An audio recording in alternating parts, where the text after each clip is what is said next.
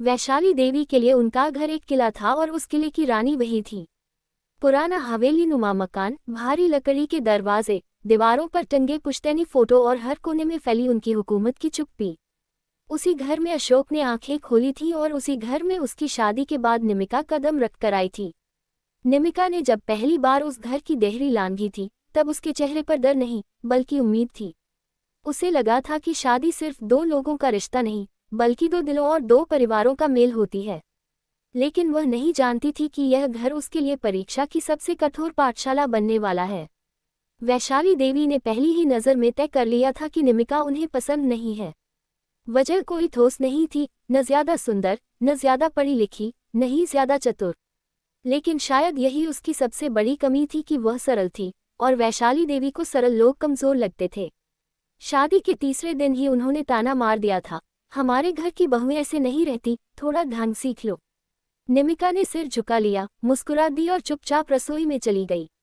उस दिन उसने पहली बार महसूस किया कि इस घर में उसकी आवाज़ की कोई जगह नहीं है। अशोक अपने काम में डूबा रहने वाला आदमी था। उसे लगता था कि समय के साथ सब ठीक हो जाएगा।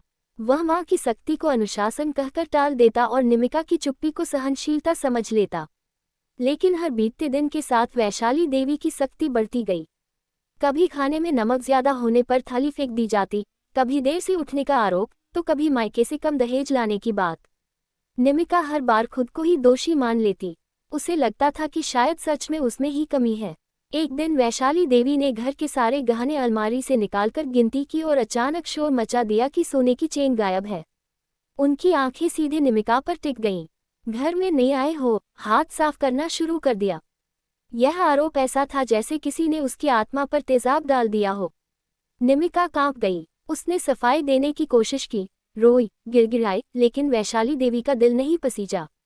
अशोक भी उस समय घर पर नहीं था। पड़ोसियों को बुलाया गया, तमाशा बनाया गया और निमिका की इज्जत सरेआम उछाल दी गई। उसी रात निमिका पहली बार टूटी। वह अपने कमरे में बैठी रही, आंसू गिरते रहे और दिल के किसी कोने में कुछ बदलने लगा। उसे एहसास हुआ कि अगर वह हमेशा चुप रही, तो ये घर उसे निगल जाएगा। लेकिन उस बदलाव को उसने अभी किसी को दिखाया नहीं। अगले दिन जब गहने वही चेन कपड़ों की अलमारी के नीचे से मिली, तो वैशाली देवी ने बिना माफी मांगे बस इतना कहा, चलो अच्छा है, बदनामी तो नहीं हुई। निमिका ने कुछ नहीं कहा, लेकिन उस दिन उसके भीतर एक चिंगारी जल उठी थी। समय बीतता गया। वैशाली देवी ने अब नए नए तरीके निकाल लिए थे। कभी व्रत के दिन जानबूझकर उससे भारी काम करवाना, कभी बीमार होने पर भी दवा न देना, कभी रिश्तेदारों के सामने नीचा दिखाना। अशोक जब भी बीच में बोलने की कोशिश करता, वैशाली देवी भावुक हो जाती, तू अब बीवी का हो गया है, माँ पराये लगने लगी है। अशोक चुप हो जाता और निमिका अकेली पड़ जाती। एक दिन निमिका को पता चला कि वह माँ बनने वाली है। उसने सोचा था कि शायद अब हालात बदलेंगे, लेकिन वैशाली देवी ने उल्टा उसे दोष देना शुरू कर दिया। इस हालत में भी काम ढंग से नहीं कर पाती। 9वें महीने में भी निमिका से झाड़ू पोछा करवाया गया। उसी दौरान एक दिन वह सीढ़ियों से फिसल गई। दर्द से तड़पती रही, लेकिन मदद देर से मिली। अस्पताल में डॉक्टर ने साफ कहा कि लापरवाही की वजह से बच्चे को नहीं बचाया जा सका। उस रात निमिका की दुनिया खत्म हो गई। उसकी कोख सूनी हो गई और दिल भी। अशोक फूट फूट कर रोया, लेकिन वैशाली देवी ने बस इतना कहा, जो होना था हो गया। उस एक वाक्य ने निमिका के भीतर की आखिरी नरमी भी मार दी। अब वह सिर्फ एक टूटी हुई बहू नहीं थी, बल्कि एक ऐसी औरत बन चुकी थी जिसके भीतर बदले की आग जलने लगी थी। अगले कुछ महीनों में निमिका बदली बदली सी रहने लगी। वह अब रोती नहीं थी, शिकायत नहीं करती थी। उसने चुपचाप सिलाई सीखनी शुरू की, फिर घर बैठे ऑर्डर लेने लगी। उसने अपने लिए अलग से एक छोटी डायरी रखनी शुरू की, जिसमें वह हर अपमान, हर चोट और हर आंसू को शब्दों में कैद करने लगी। वह जानती थी कि बदला तुरंत नहीं लिया जाता, बदला तब लिया जाता है जब सामने वाला समझे कि उसने कितनी बड़ी गलती की है। वैशाली देवी को लगा कि बहू अब पूरी तरह दब चुकी है। उन्होंने अपनी चालें और तेज कर दी। घर की जमीन बेचने की बात चली और कागजों पर निमिका से बिना पढ़े हस्ताक्षर करवा लिए गए। अशोक को कुछ पता नहीं था। निमिका ने सब देख लिया, समझ लिया, लेकिन चुप रही। उसके मन में एक ही बात थी, अब वह वक्त आएगा जब यही घर, यही किला, वैशाली देवी की सबसे बड़ी कमजोरी बनेगा। एक शाम जब वैशाली देवी ने रिश्तेदारों के सामने फिर से निमिका को ताना मारा, तो निमिका ने पहली बार आंख उठाकर उनकी ओर देखा। उस नज़र में न डर था, न आंसू, सिर्फ ठंडा सन्नाटा। वैशाली देवी को पहली बार अजीब सी बेचैनी हुई, लेकिन उन्होंने उसे नजरअंदाज कर दिया। उन्हें क्या पता था कि यह खामोशी तूफान से पहले की शांति है। निमिका ने उसी रात तय कर लिया कि अब वह सिर्फ सहने वाली बहू नहीं रहेगी, वह हर जुल्म का हिसाब रखेगी और सही वक्त पर ऐसा बदला लेगी कि वैशाली देवी को अपनी हर साजिश याद आ जाए। ये बदला हिंसा का नहीं होगा, बल्कि सच, सबूत और आत्मसम्मान का बदला होगा। आग अब जल चुकी थी और यह आग बहुत कुछ जलाने वाली थी। निमिका की जिंदगी अब दो हिस्सों में बंट चुकी थी, एक वह जो सबको दिखाई देता था और दूसरा वह जो सिर्फ उसके भीतर पल रहा था। बाहर से वह वही आज्ञाकारी बहू थी, सिर ढनका, आवाज धीमी, हर ताने पर चुप। लेकिन भीतर एक ऐसी स्त्री आकार ले चुकी थी जिसने तय कर लिया था कि अब हर आंसू का हिसाब लिया जाएगा। उसने अपने दुख को कमजोरी नहीं, हथियार बना लिया था। यही उसकी सबसे बड़ी ताकत थी। उसने सबसे पहले खुद को मजबूत करना शुरू किया। सिलाई से शुरू हुआ काम अब कढ़ाई और डिजाइनिंग तक पहुंच गया। धीरे धीरे ऑर्डर बढ़ने लगे। निमिका ने अपनी कमाई को किसी को बताए बिना एक अलग खाते में जमा करना शुरू किया। वह जानती थी कि आर्थिक आज़ादी बिना आवाज़ के भी सबसे बड़ा जवाब होती है। वैशाली देवी को लगा कि बहू घर के कोने में बैठकर समय काट रही है, जबकि हकीकत में वह अपने भविष्य की नींव रख रही थी। इसी दौरान घर की जमीन और पुश्तैनी मकान से जुड़े कागजों की बात फिर उठी।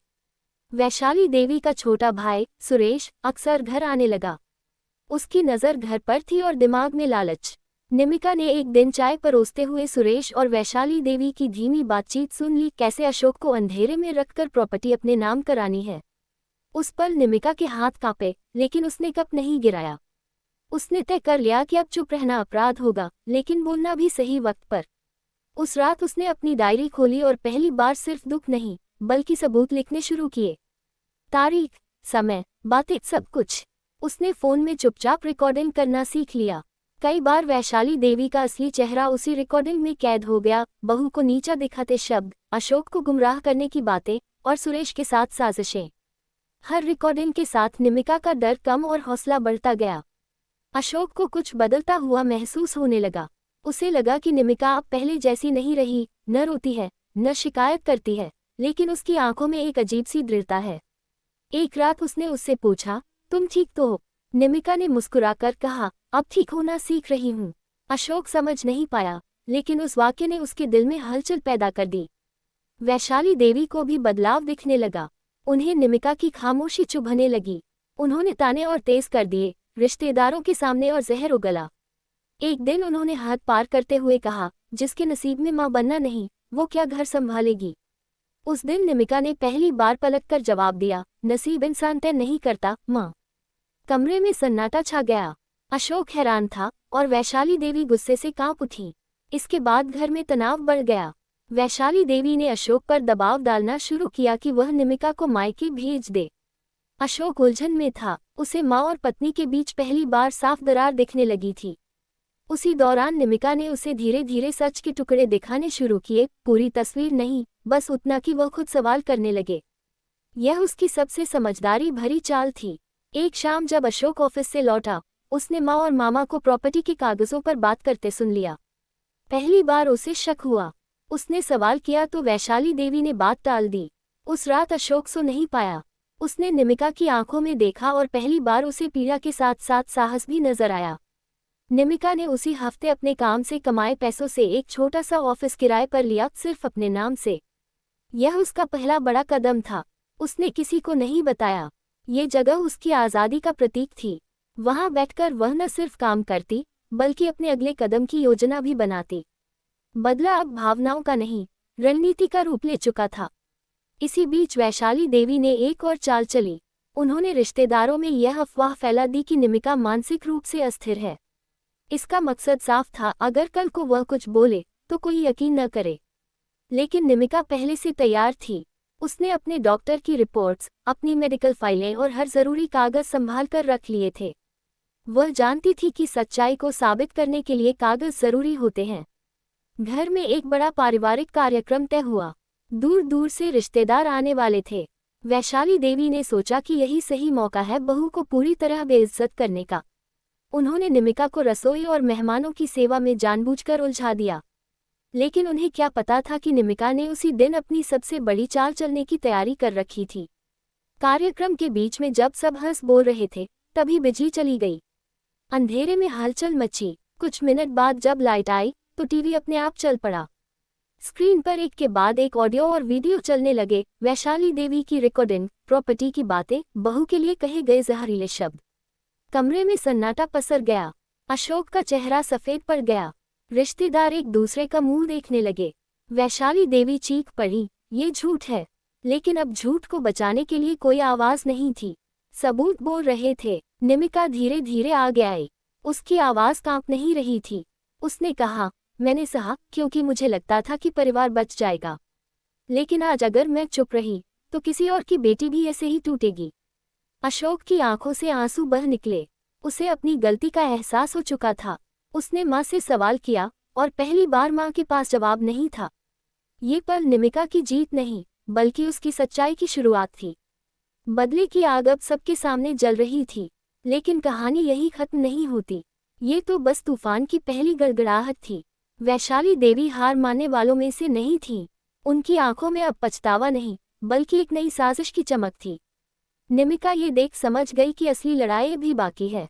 निमिका की खामोशी अब किसी डर की नहीं, बल्कि किसी तूफान की चेतावनी बन चुकी थी। घर के हर कोने में उसकी आंखों की आग महसूस की जा सकती थी। वैशाली देवी ने सोचा कि बहू को सबक सिखाना आसान होगा, लेकिन उन्होंने यह नहीं समझा कि इस बार सहनशीलता ने उसके भीतर एक रणनीतिक दिमाग विकसित कर दिया था। अशोक अब उसके साथ खड़े होने लगे थे। वह पहले से बदल चुके थे। उनका डर, उनकी अधूरी समझदारी और उनकी चुप्पी अब निमिका के पक्ष में थी। एक सुबह निमिका ने सबसे पहले घर की बहीखाता और सभी कानूनी दस्तावेजों की जांच की। उसने देखा कि वैशाली देवी ने अशोक के नाम कुछ प्रॉपर्टी और पैसे हस्तांतरित करने का नकली प्रयास किया था। ये दस्तावेज उसके पास पहले से रिकॉर्डिंग और सबूत के साथ सुरक्षित थे। अगले कुछ हफ्तों में निमिका ने चुपचाप एक वकील और बैंक अधिकारी से संपर्क किया। उसने घर में अपने नियंत्रण का जाल बुनना शुरू किया। सबको पता नहीं था कि उसके पास अब शक्ति और योजना दोनों थी। वैशाली देवी ने महसूस किया कि बहू अब पहले जैसी नहीं रही। वह हर दिन तेज, आत्मविश्वासी और कुछ ज्यादा ही शांत नजर आने लगी। ये चुप्पी उनके लिए किसी खतरे से कम नहीं थी। उन्होंने कोशिश की कि अशोक को प्रभावित करें, लेकिन अशोक अब अपनी पत्नी का पक्ष लेने लगे थे। उन्होंने पहली बार अपनी मां से साफ शब्दों में कहा, अब वह केवल मेरी पत्नी नहीं है, इस घर की हिस्सेदार भी है। और मैं यह नहीं देख सकता कि वह दबाई जाए। ये बात वैशाली देवी के लिए अजीब और असहनीय थी। निमिका ने अपने काम को और बढ़ाया। उसने घर के आसपास छोटे व्यवसाय की योजना बनाई और एक महिला समूह के साथ जुड़कर महिलाओं के आत्मनिर्भर बनने की पहल शुरू की। वैशाली देवी को लगा कि यह सब बहू को दबाने के लिए बहाना है, लेकिन यह उसकी असली चाल थी। उसने बाहर का नेटवर्क और समर्थन तैयार कर लिया था। एक दिन निमिका ने घर के सभी रिश्तेदारों और पड़ोसियों को आमंत्रित किया। वैशाली देवी ने सोचा कि यह पारिवारिक सभा बहू को नीचा दिखाने का मौका है। लेकिन जब कार्यक्रम शुरू हुआ तो सब कुछ उल्टा हो गया। निमिका ने सबसे पहले सबको बताया कि कैसे वैशाली देवी ने घर में अपनी शक्ति का इस्तेमाल कर अशोक और उसे परेशान किया। उसने धीरे धीरे वीडियो, ऑडियो और दस्तावेज दिखाए। रिश्तेदारों की आंखें खुल गईं। कोई विश्वास नहीं कर पा रहा था कि इतनी सालों की तानाशाही और छल एक ही घर में हुई। वैशाली देवी की हर चाल का पर्दाफाश हो चुका था। उन्होंने चीखने की कोशिश की, लेकिन अब आवाज उनके लिए सिरे से नहीं निकल रही थी। निमिका ने उसी समय स्पष्ट कर दिया कि अब वह केवल बचाने वाली बहू नहीं, बल्कि घर की कानूनी और भावनात्मक अधिकार वाली सदस्य है। अगले हफ्तों में निमिका ने अशोक के साथ मिलकर घर की संपत्ति और बैंक के सारे अधिकार अपने नाम कर लिए। वैशाली देवी ने हर कोशिश की कि वह विरोध कर सके, लेकिन अब दुनिया उनके खिलाफ थी। पड़ोसी, रिश्तेदार, बैंक अधिकारी और वकील सभी निमिका के साथ खड़े थे। यह उस समय की सबसे बड़ी जीत थी जब सच्चाई, सबूत और धैर्य ने ताकत को परास्त किया। इसके बाद निमिका ने अपनी आखिरी चाल चली। उसने वैशाली देवी को घर में अपनी पूरी जगह देने का मौका दिया, लेकिन शर्त ये थी कि अब वह किसी पर दबाव या अपमान नहीं डालेंगी। वैशाली देवी ने समझा कि बहू का बदला केवल आर्थिक या सामाजिक रूप में नहीं, बल्कि मानसिक और रणनीतिक रूप में भी पूरा हो गया। अब उनका घर उनके लिए जेल जैसा बन चुका था, और उन्हें ये समझ आया कि डर और शक्ति का असली अंत क्या होता है। निमिका ने घर में बदलाव शुरू किया। उसने सभी काम में अपनी भूमिका को सम्मानजनक और समान बनाया। घर की महिलाएं अब बहू के साथ मिलकर काम करने लगीं। अशोक ने भी अपनी मां को समझाया कि अब किसी का डर या दबाव घर में नहीं चलेगा।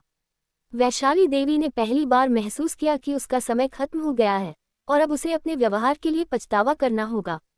लेकिन कहानी यही खत्म नहीं हुई। निमिका ने अपने अनुभव से सीखा कि बदला केवल तब प्रभावी होता है जब न्याय और सम्मान का मिश्रण हो। उसने अपने जीवन में नया अध्याय शुरू किया, एक ऐसा घर बनाया जिसमें शक्ति और प्यार का संतुलन हो। वैशाली देवी ने भी धीरे धीरे अपने भीतर बदलाव महसूस किया। उसने देखा कि शक्ति का असली मतलब डर और अपमान में नहीं, बल्कि सम्मान और समझ में है। अंत में निमिका और अशोक ने अपने जीवन को नए तरीके से जीना शुरू किया। घर में खुशियां लौट आईं। वैशाली देवी ने अपनी चुप्पी में स्वीकार किया कि बहू का बदला केवल उसे हराने का नहीं, बल्कि उसे अपने व्यवहार की सच्चाई दिखाने का था। ये कहानी सिर्फ बहू का बदला नहीं, बल्कि सच्चाई, धैर्य और आत्मसम्मान की जीवन की पहली बार सच में खुशी महसूस की। उसने जाना कि कोई भी दबाव, कोई भी जुल्म, चाहे कितना भी बड़ा क्यों न हो, उसे टूटने नहीं दे सकता, अगर भीतर विश्वास और योजना हो। और यही वह संदेश था जो उसने अपने पूरे जीवन और इस कहानी के माध्यम से सबको दिया। सच्चाई और धैर्य की ताकत हमेशा छल और ताकत से बड़ी होती है।